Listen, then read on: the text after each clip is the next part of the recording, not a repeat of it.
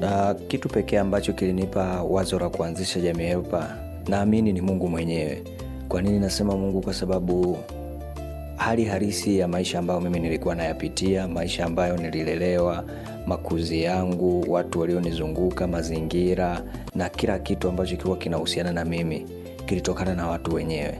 Naamini Mungu ndiye aliyekuwa amekusudia mimi kupitia mazingira yale na hata watu ambao nakuwa nakutana nao.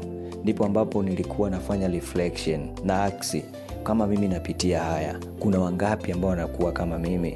Kuna wangapi ambao wanapitia maisha kama yangu? Kuna wangapi ambao wanapitia ugumu wa maisha kwa kutokujua vitu, kutofahamu, kutokufuatilia?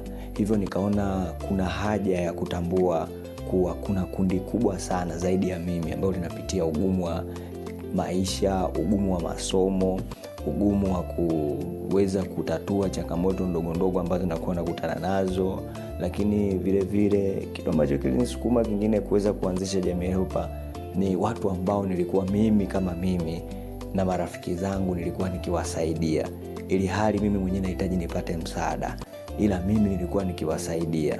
Niliona kuna haja kuweza kuanzisha ili niweze kuwa na timu kubwa ambayo itaweza kufanikisha kwa kiwango kikubwa. Kwa sababu kama mimi nilikuwa peke yangu, akafika wa pili, wa tatu, wa nne mpaka kufikia 9 kwa kipindi hicho, tuliweza kufanya vitu ambavyo kwa peke yangu kama mimi nisingeweza, kwa sababu ningeishia hatua chache sana au ndogo sana. Lakini baada ya kuona kuna haja ya kuwa na kundi kubwa, ndipo ambapo msukumo wa kuandaa na kuweka vizuri mipangilio ya Jamii Helper ilipoanza, ikiwa jina lenyewe lilichukua wiki 2 kuliandaa na kuhakikisha kwamba halipo sehemu nyingine yoyote hapa duniani isipokuwa kwangu.